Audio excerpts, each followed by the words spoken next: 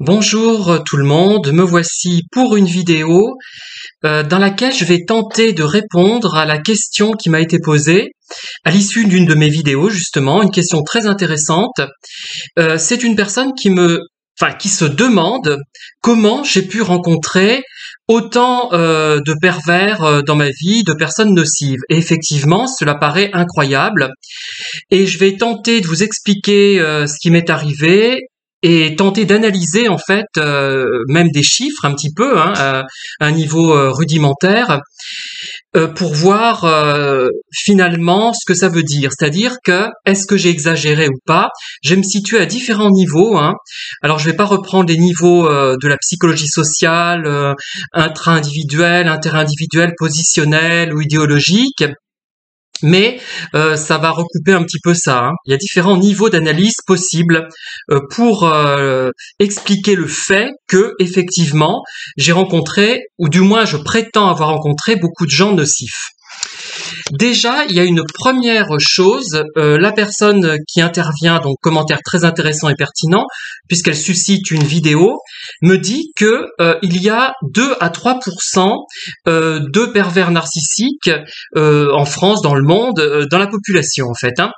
Et elle explique que il est rare de rencontrer plus d'une personne perverse dans sa vie, au cours de sa vie. Alors là, je ne sais pas d'où elle tient cette information. Bon, pourquoi pas, admettons. De toute façon, c'est intéressant de se poser la question. Alors déjà, 2 à 3% de personnes perverses, perverses narcissiques. J'aime pas trop les dénominations psychanalytiques, mais on va garder cette option quand même. 2 à 3%, déjà, le chiffre est-il exact? Première chose, première question qu'il faut se poser. D'où vient-il ce chiffre? Comment a-t-il été obtenu? C'est surprenant aussi qu'on ait une telle donnée chiffrée, puisque beaucoup de thérapeutes, de psychiatres, de psychanalystes même et de psychologues n'ont pas étudié le phénomène des pervers narcissiques durant leurs études. Moi, par exemple, je suis allé jusqu'à la maîtrise qui correspond actuellement au Master 1 et je n'ai jamais entendu parler de ce genre de choses. Et pourtant, on avait différents types d'enseignements, pas seulement de la psychosociale, il y avait de la psycho-expérimentale, la psychogénétique, de la psychoclinique, la psychopathologie, etc. Et jamais j'ai entendu parler de ça. Voilà, j'aurais bien aimé d'ailleurs parce que ça m'aurait peut-être aidé et ouvert les yeux un peu plus tôt. Donc déjà, ce chiffre, d'où vient-il? C'est ça, comment on a pu se rendre compte qu'il y en avait 2 à 3%? Il y a certainement une explication valable, intéressante, mais on ne la connaît pas. Donc déjà, il y a un doute là-dessus, sur la quantité de pervers.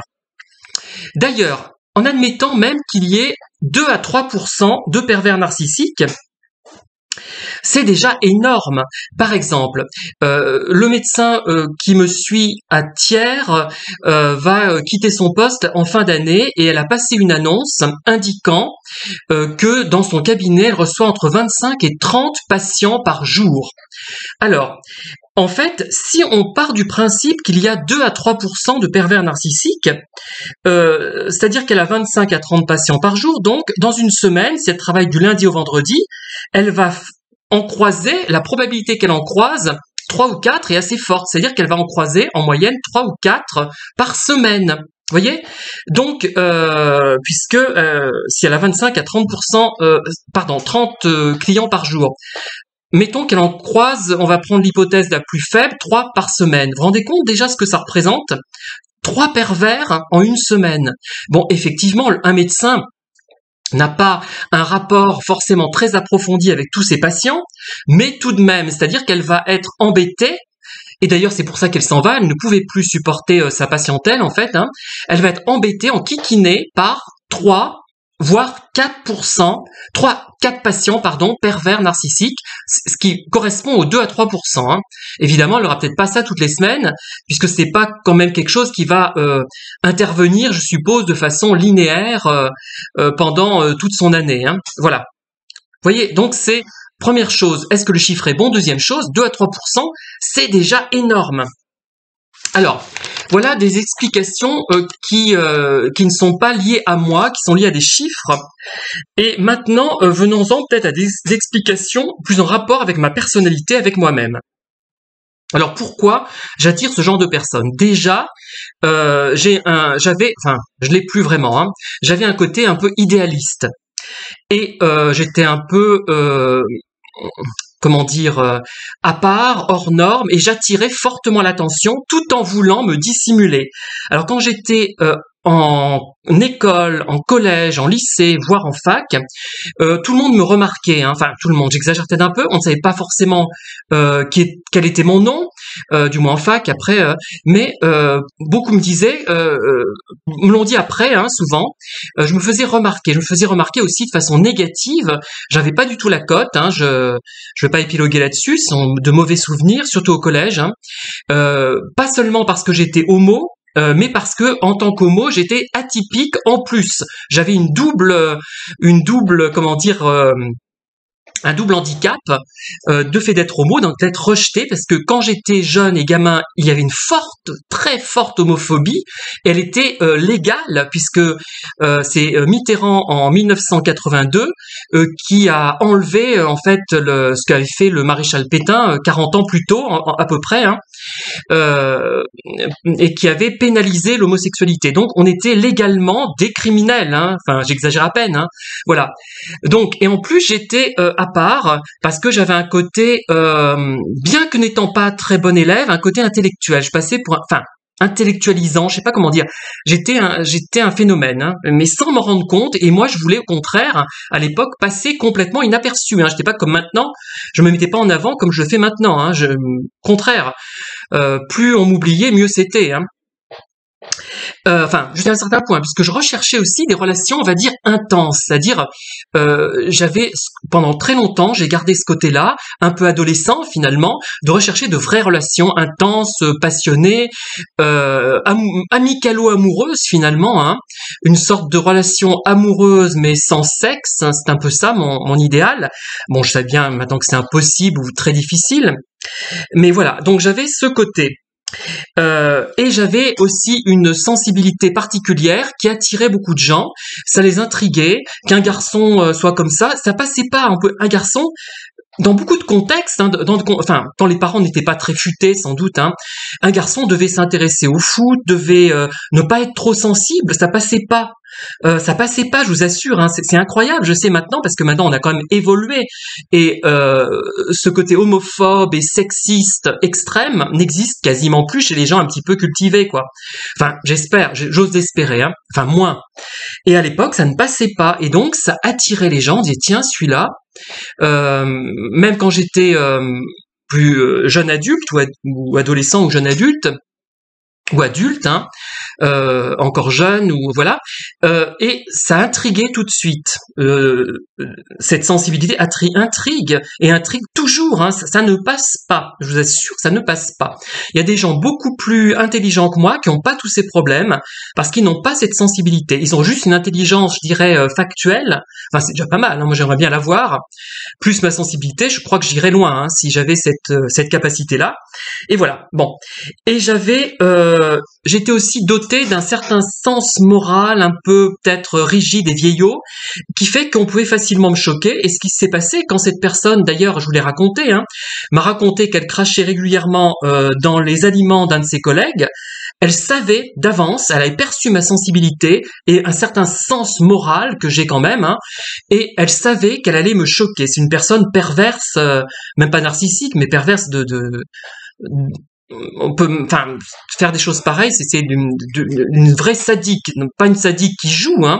Attention, parce qu'il y a des mises en scène sadiques qui ne sont pas du tout perverses, parce que c'est simplement un jeu consenti. Mais elle, ce n'était pas le cas, hein, pas du tout. Voilà déjà mon type de personnalité. Et encore, je pourrais prendre d'autres exemples hein, et affiner, mais voilà, vous avez à peu près compris comment j'étais. Ah oui, il y a aussi le fait justement que je sois homo, ça m'a isolé. À l'époque, on n'avait pas la possibilité de se rencontrer dans la vraie vie, comme on dit actuellement. J'aime pas trop cette expression, mais pour vous faire comprendre un peu à quoi je fais allusion. On était obligé de se cacher, faire passer des petites annonces, ça commençait à être autorisé. Hein. Quoi qu'on en a refusé une à un moment donné dans les années 90, alors qu'elle n'était pas sexuelle. Hein. Et il y avait une homophobie, mais vous pouvez pas vous imaginer à un moment donné. Hein. C'est pour ça. Et d'ailleurs, vous réagissez peu sur ce côté-là parce qu'en fait, mon audit, enfin, les gens qui me regardent, mes spectateurs, sont certainement pas homo. Hein, j'ai l'impression que ce sont surtout des femmes hétéros, et c'est très difficile à comprendre si on n'a pas vécu la situation. Très très difficile. Hein. À quel point il y a une dévalorisation encore de nos jours, mais d'autant plus à l'époque dont je vous parle. Hein, voilà. Et donc j'étais amenée à rencontrer des gens dans des contextes pas très clairs, dans des lieux publics. Alors il y avait le jardin Lecoq, j'en parlerai peut-être dans un livre, ça mes souvenirs de rencontres amicalo-amoureuses au jardin Lecoq hein, de Clermont-Ferrand.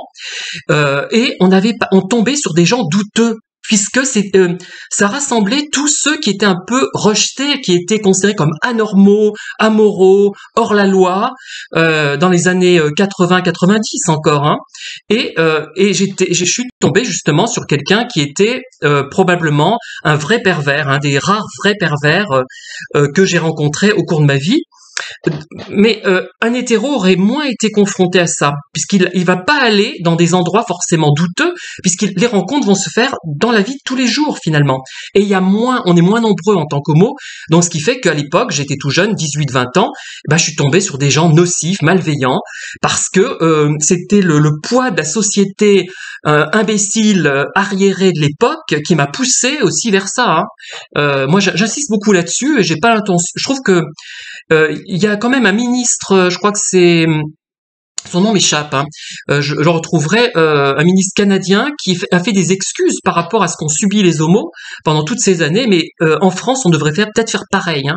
Je ne sais pas si ça a été fait, mais il faudrait le faire parce que vraiment, on a eu des vies gâchées. Et heureusement que j'étais assez costaud finalement, psychologiquement, j'ai pu m'en sortir, hein, mais d'autres n'ont pas pu s'en sortir comme moi, comme je l'ai fait moi, et ils ont épousé une femme avec laquelle ils ont divorcé, ils ont créé des catastrophes à ce niveau-là, et ils ont aussi, ils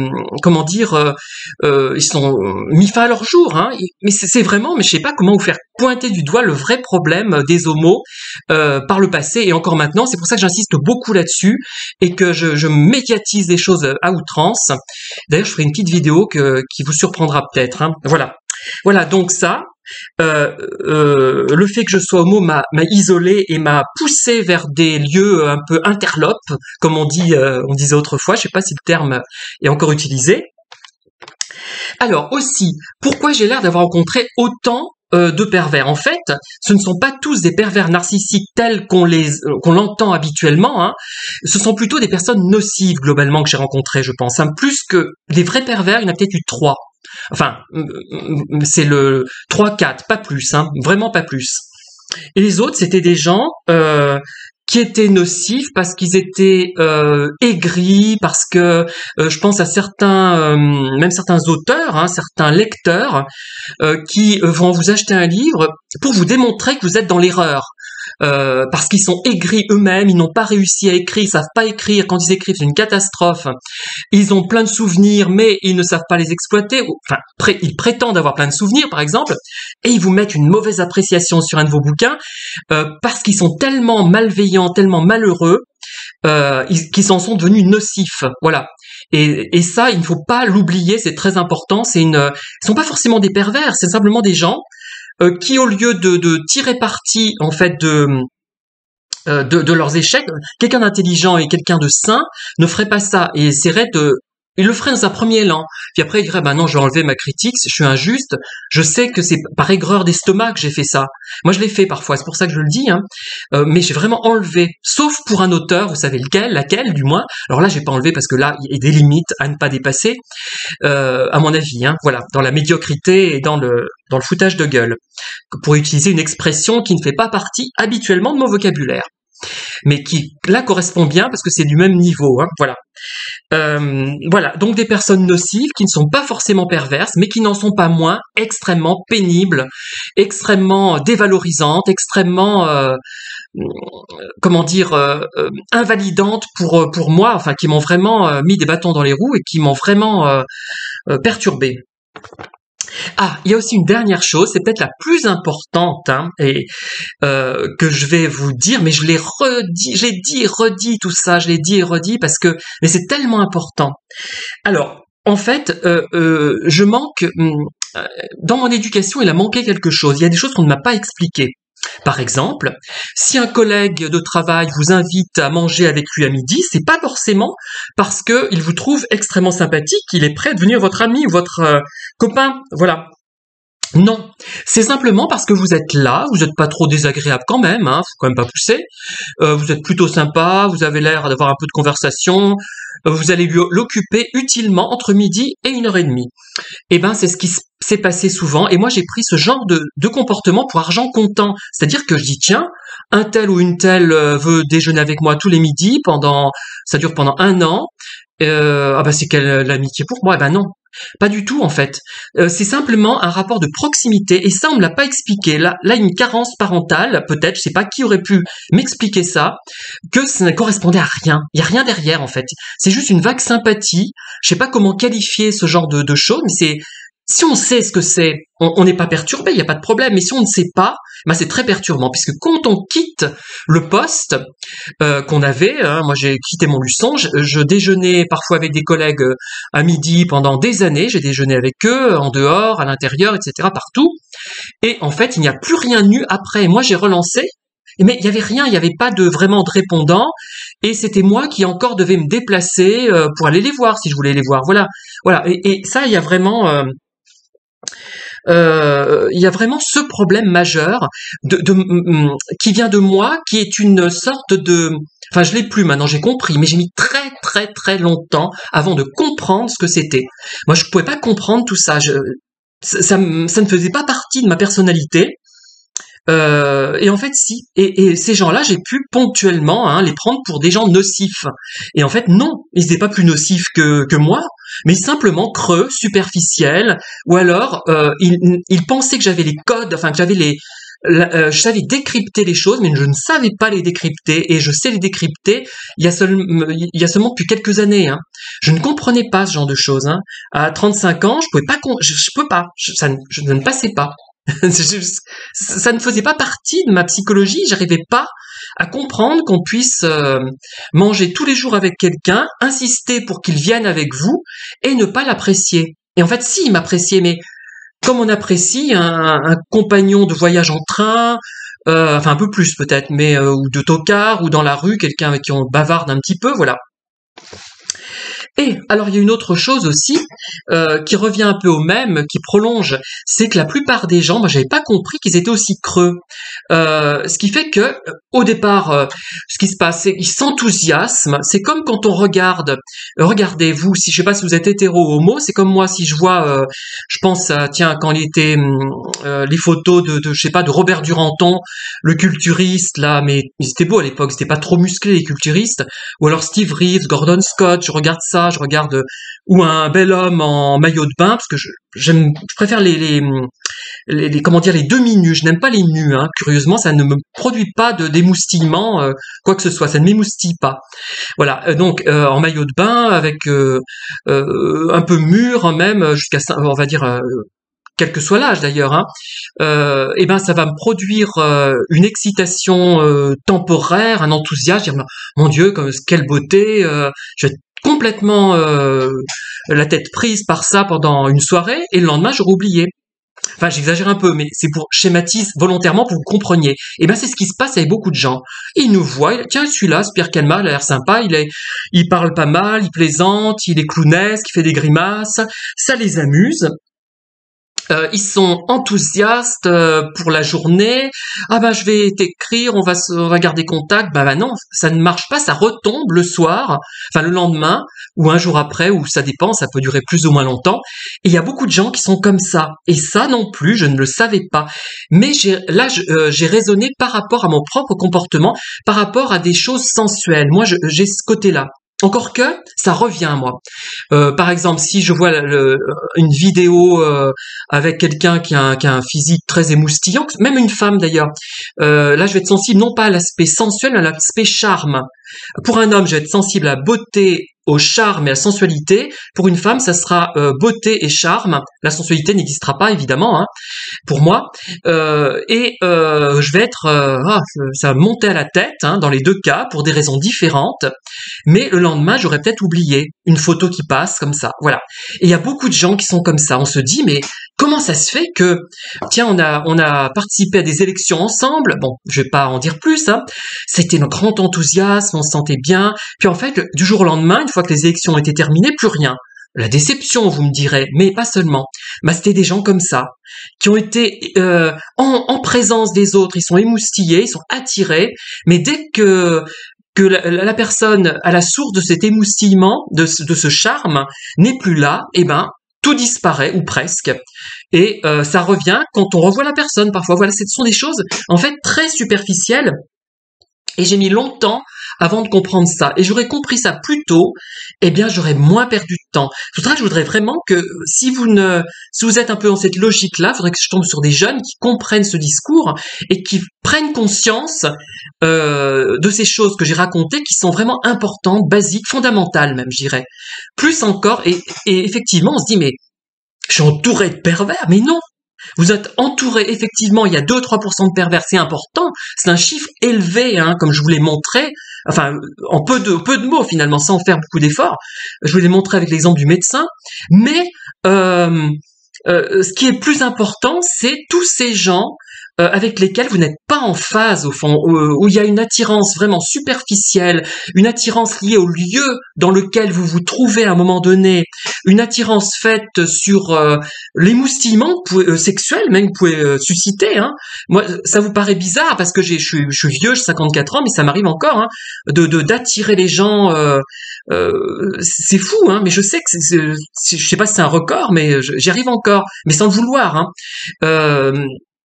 Il y a encore ça, et parfois ça nous suit toute notre vie, hein. On peut avoir 80 ans et encore pouvoir avoir cette espèce de charme, je sais pas comment dire, amusant, qui amuse les gens et qui les émoustille momentanément et qui vous plonge, vous, dans des abîmes de perplexité. Mais j'espère que vous ne le serez plus après cette vidéo. Moi, en tout cas, je ne le suis plus, j'ai compris maintenant, mais j'ai mis longtemps, hein, et ça a été vraiment le plus difficile à comprendre, les deux derniers points que j'ai évoqués. En tout cas, merci de m'avoir écouté. À très bientôt pour de nouvelles vidéos sur d'autres thèmes. Bonne